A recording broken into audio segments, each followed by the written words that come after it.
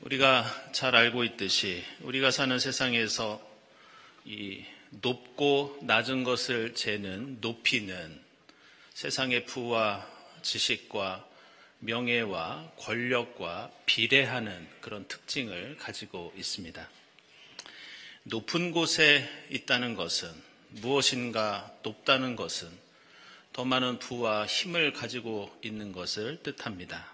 반대로 낮은 곳에 있다는 것은 무엇인가 낮다는 것은 무엇인가 부족하고 낮은 자리에 있다는 것을 역시 나타냅니다. 그리고 이것은 비단 우리가 살고 있는 이 세상뿐만이 아니라 우리의 신앙에도 비슷한 원리가 적용됩니다. 성경에서도 높은 곳은 더 거룩한 곳입니다. 그래서 하나님을 만나는 곳은 대부분 높은 산에서 하나님을 만날 때가 많이 있습니다. 그 높은 곳에서는 하나님께 더 가까이 있으면서 더 큰 하나님의 영광을 보고 누릴 수 있다, 이렇게 나옵니다. 바로 이러한 높고 낮은 세상 속에 오셔서 이러한 우리의 생각과 삶, 이 높이에 대한 상식의 도전과 변화를 가져오신 분이 예수 그리스도이십니다. 이사야서 40장 4절에 보면 앞으로 오실 메시아를 예비하는 것이 무엇을 의미하는지 이사야 예언자가 말씀하는 장면이 나옵니다. 그것은 무엇이냐? 모든 낮은 계곡은 메우고 높은 산과 언덕은 깎아내려서 더 이상 높고 낮은 차이가 없는 평탄한 길을 만드는 것, 그런 세상을 이루는 것, 그것이 메시아에 오시는 길을 예비하는 것이라고 말씀합니다. 그리고 누가복음서 1장 46절 이하에서는 마리아가 아기 예수를 임신했을 때 그때 불렀던 찬송인 마리아 찬가가 나오는데, 여기에서 마리아는 앞으로 오실 메시아를 자신이 임신하고 있는 예수를 이렇게 노래합니다. 낮은 자리에 있는 비천한 자를 높이시고 높은 자리에 있는 교만한 자를 낮게 하시는 분. 다시 말해서 높은 산은 깎아내리고 낮은 계곡은 메우시는 분, 이렇게 노래하고 있습니다. 그리고 우리는 오늘 주연절 마지막 주일을 맞이해서 누가복음서에 나오는 변화산 이야기의 말씀을 함께 나누었는데, 이 말씀 속에도 이러한 메시아 예수의 두드러진 특징을 우리에게 가르쳐주고 있습니다. 오늘 말씀은 예수의 공생애에서 매우 중요하고 또 독특한 그런 위치를 차지하고 있습니다. 왜냐하면 이 변화산 사건 바로 앞에 나오는 21절 이하에서 예수께서는 지금까지 함께했던 제자들에게 처음으로 사실 나는 이제 십자가의 길을 간다. 나는 이제 십자가에서 죽고 부활하게 될 것이다. 이 사실을 처음으로 알려주셨습니다. 그러면서 여러 제자들 가운데 베드로와 요한과 야고보를 데리고 이 변화산 위로 올라가십니다. 오늘 말씀 보면 이 변화산 위에서는 여러 가지 신비한 일들이 벌어집니다. 예수께서 기도하시는데 얼굴이 변하고 옷이 하얗게 변하면서 빛이 났다, 이렇게 나옵니다. 저는 이 부분을, 이 헬라어 성경을 보면서 이 누가복음서 기자가 이 부분을 얼마나 강조했는지 알 수 있었습니다. 이 빛이 났다는 표현은 단순히 우리의 옷이 밝아지거나 빛을 띠는 것이 아니라 여기 쓰인 단어가 번갯불이 번쩍번쩍 빛나다, 이런 뜻의 단어를 쓰고 있습니다. 따라서 얼마나 사람들에게 큰 놀라움을 주었는지 우리는 상상할 수 있습니다. 게다가 이 사건은 이것으로 그쳤던 것이 아니라 환상 가운데에서 구약 성경과 유대교에서 가장 위대한 인물로 통하는 모세와 엘리야 두 사람이 환상 가운데 등장합니다. 그러자 옆에 졸고 있던 베드로와 요한과 야고보가 정신이 들면서 이 모든 광경을 신기하게 쳐다보고 있었습니다. 베드로는 흥분하면서 이 높은 산을 떠나지 말고 아예 초막셋을 지어서 여기서 살자고 예수께 제안합니다. 나중에는 하늘에서 구름이 일어나고 음성까지 들리면서 이는 내 아들이요 내가 택한 자다. 너희는 그의 말을 들어라. 놀랍게도 하나님의 음성까지 듣는 그런 일이 벌어집니다. 이처럼 오늘 말씀에는 가장 높은 곳에서 가장 빛나는 빛에 휩싸여서 하나님의 음성과 신앙의 위대한 일꾼들이 함께 등장하는 복음서에서 어쩌면 가장 화려하고 가장 권위 있는 장면이 오늘 이 변화산 사건입니다. 이런 이유로 이 서양 미술사를 보면 오늘 이 말씀은 대단히 인기 있는 예술작품의 주제가 됩니다. 여러분도 인터넷을 찾아보시면 이 벨린이나 혹은 그 루벤스나 티치아노, 특별히 라파엘로 그림 보면 이 변화산 사건을 아름답게 그린 작품들을 여러 찾아볼 수 있습니다. 그리고 이러한 권위와 거룩함과 화려한 이미지 때문에 전 세계에 전통 있는 교회들을 찾아보면 변화산 이야기를 벽화나 그림으로 표현한 것을 많이 볼 수 있고, 특별히 동방정교회를 비롯해서 세계 여러 교회들의 이름을 보면 변화산 교회, 주님 변모 교회, 이런 이름을 쉽게 찾아볼 수 있습니다. 그만큼 우리 인간은 예수 믿으면서 오늘 고린도 후서에 나오는 것처럼, 그리고 베드로가 그 산 위에서 영원히 머물고 싶었던 것처럼 주님의 영광을 바라보고 체험하기를 우리는 늘 소망하고 있습니다. 그리고 우리의 삶과 신앙이 주님과 같아져서 날마다 점점 더 큰 영광에 이르고 싶은 바람도 우리에게는 있습니다. 그런데 우리가 한 가지 유념할 것은 이 모든 놀라운 일들은 체험 그 자체가 목적이 아니라는 것을 우리는 알아야 합니다. 하나님을 만나고 하나님의 영광을 체험하는 일은 성경을 보면 누구에게 이런 일들이 자주 일어나느냐, 항상 자신을 비천하다고 생각하고 스스로 나는 죄인이요 부족한 존재로 여기면서 나는 겸손히 주님의 일을 감당하겠다고 고백하고 결단하는 사람에게 이 놀라운 영광과 신비한 체험들이 일어나는 것을 볼 수 있습니다. 오늘 우리가 읽은 출애굽기 34장을 보면 복음서와 매우 비슷한 사건이 나옵니다. 모세는 예수처럼 하나님을 만나 그 얼굴에 빛이 나는 체험을 하는데, 여기에는 이 사건이 일어난 특별한 이유가 있었습니다. 당시 이스라엘 백성들은 이 광야 생활이 너무 힘들고 어려워서 많은 불평과 불만을 쏟아내고 있었고, 모세도 정말 힘든 그런 상황 속에 놓여 있었습니다. 그때 하나님께서는 자신의 영광을 모세와 백성들에게 드러내시면서 그 사람들은 살아계신 하나님을 체험하게 됩니다. 그리고 그 영광으로 실망하고 낙심한 모세, 그리고 이스라엘 백성들의 낮은 마음, 절망스러운 마음을 다시 일으키신 것이 바로 오늘 이 시내산의 사건이었습니다.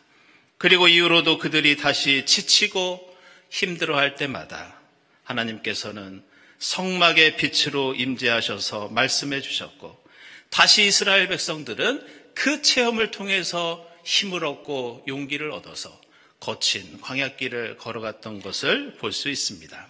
한마디로 빛 가운데 임한 하나님의 영광과 이스라엘의 놀라운 체험은 그 체험, 그 영광 자체가 목적이 아니라 약속의 땅을 향해 걸어가는 사람들의 낮은 마음을 일으켜 세우기 위한 하나님의 위로와 하나님의 용기였던 것을 볼 수 있습니다.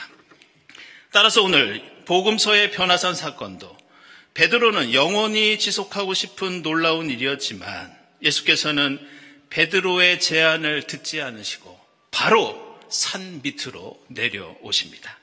그리고 이어지는 복음서의 내용은 예수께서 왜 그 황홀한 산 위에 머물지 아니하시고 산 밑으로 내려오셨는지 우리에게 분명히 그 이유를 알려주고 계십니다. 오늘 마지막 절을 보시면 큰 무리가 여러 가지 이유로 예수를 간절히 기다리고 예수를 맞이했다고 나옵니다. 그리고 오늘 말씀에 이어지는 37절 이하를 보면 예수께서는 산 밑으로 내려오셔서 아픈 사람들을 고치시고 슬퍼하는 사람들을 위로하시고 특별히 귀신 들린 한 청년을 고쳐주시는 장면이 이어지고 있습니다.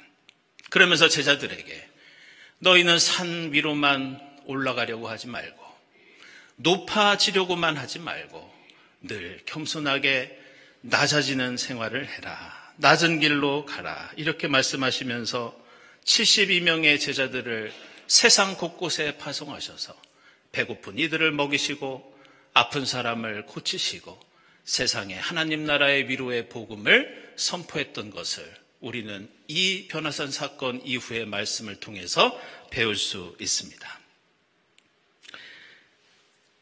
여러분은 이 가톨릭 신부이면서 신학자이자 영성가인 이 헨리 나우엔이라는 분을 잘 아실 겁니다.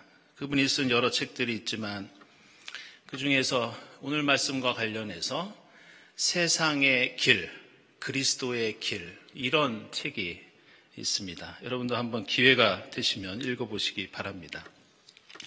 헨리 나우엔은 이 책에서 우리 인간이 바라보고 걸어가는 두 가지 종류의 길을 우리에게 소개합니다. 그 첫 번째 길은 위로 올라가는 길, 산 정상으로 올라가 그곳에서 살고 싶어하는 이 헨리 나우엔의 표현으로는 상향하는 우리 인간의 욕망, 바로 세상의 길이라고 그렇게 표현합니다. 그런데 이 책에는 그러한 세상의 길 말고 그리스도의 길이 있으니 그것은 바로 오늘 예수처럼 올라갔지만 다시 세상을 향해 내려가는 하향의 길, 산 밑으로 내려가는 길, 그 길을 우리에게 소개합니다. 이것은 하늘 보좌를 뒤로하고 낮은 이 땅에 임하신 예수, 자기를 비우시고 종의 모습으로 산 정상에만 머무는 것이 아니라 골짜기와 계곡으로 내려가시는 예수 십자가의 삶입니다. 헨리 나우엔은 하나님의 부르심은 바로 산 위에서 이루어지는 것이 아니라 산 밑 낮은 곳에서 하나님의 소명과 우리의 사명이 있다고 말합니다. 우리는 그 응답으로 우리의 소명과 사명을 깨닫고 주님과 함께 낮은 곳으로 하향하는 그리스도의 삶을 살아야 한다고 말합니다. 오늘 누가복음서 9장 31절을 보면 이런 대목이 나옵니다. 그들은 영광에 쌓여 나타나서 예수께서 예루살렘에서 이루실 일, 곧 그의 떠나가심에 대해서 말하고 있었다. 이 구절에는 매우 흥미로운 단어 하나가 등장하는데 그것은 떠나가심이라고 하는 단어입니다. 누가복음서 기자는 여기에 특별한 의미를 부여해서 헬라어로 이 떠나가심을 단순히 예수의 죽음이 아니라 뭐라고 얘기하느냐, 헬라어 단어 엑소더스라는 말을 여기에 사용합니다. 전에도 말씀드린 적이 있듯이 출애굽을 가리키는 엑소더스는 엑스라는 말과 호도스라는 말이 합쳐진 단어인데 이 뜻은 세상 사람들이 걸어가고자 하는 그 길에서 벗어나다, 사람들이 욕망하는 그 길에서 떠나다, 이런 뜻을 가지고 있습니다. 따라서 오늘 변화산에서 내려와 세상을 향해 걸어가는 예수의 삶은 누구나 산 위로 올라가 그곳에서 영원히 살고자 하는 욕망으로부터, 상향하는 인간의 욕심으로부터 벗어나는 엑소더스, 하나님의 출애굽, 그 길에서 벗어나는 일입니다. 성경이 가르쳐주는 출애굽은 하늘을 찌를 듯한 피라미드에 이집트를 떠나 광야를 유랑하는 일이며 아브라함이 저 높은 바벨탑의 고장을 떠나 골짜기와 계곡의 가나안을 향해 가는 그 믿음의 여정을 의미합니다. 시내산 위에서는 아무리 대단한 체험을 하고 그 위에서 번갯불이 번쩍번쩍하는 빛을 보아도 그 산 위에서는 결코 광야를 벗어날 수 없고 그 산 위에서는 결코 가나안 땅을 밟을 수 없습니다. 우리의 구원과 생명과 역사는 거친 광야에서 일어나고 바다를 건너고 강을 건너야 우리는 약속의 땅에 이를 수 있습니다. 우리가 이렇게 예배당에 모여서 함께 예배드리면서 체험하는 하나님의 놀라운 은혜, 우리가 바라보고 느끼는 하나님의 영광, 우리가 풍족히 나누는 주님의 사랑도 마찬가지입니다. 진정한 출애굽이 산밑 광야에서 이루어지듯이 우리의 삶과 신앙도 이 예배당에만 머무는 것이 아니라 예배당 문을 향해 밖에 문을 열고 세상을 향해 나아갈 때 산 밑에서 세상 속에서 온전히 이루어진다는 것을 우리는 잊지 말아야 합니다. 예수께서는 산 밑에서 자신을 기다리던 수많은 무리의 신음소리를 하나님의 음성으로 여기고 하나님의 부르심으로 삼았습니다. 우리도 때로는 하늘을 바라보고 하늘의 음성을 듣지만 우리의 발걸음은 이웃이 기다리는 낮은 산, 거친 광야로 향해야 할 줄로 믿습니다. 이제 주연절을 마치고 수요일부터 사순절을 시작하면서 산에서 내려와 광야 같은 예수 십자가의 길을 따르는 우리 모두에게 주님의 은혜와 평강이 넘칠 수 있기를 주님의 이름으로 축원합니다. 기도하겠습니다. 하나님 감사합니다. 저에게 늘 말씀해 주시고 하늘에 빛난 영광과 은혜를 비추어 주시니 감사합니다. 저희 삶과 신앙이 높은 산만을 향해 끝없이 올라가는 욕망이 되지 않게 하시고 그 길에서 벗어나 산 밑으로 내려와 주님 가시는 십자가의 길을 따를 수 있도록 인도해 주시옵소서. 예수 그리스도의 이름으로 기도드리옵나이다. 아멘.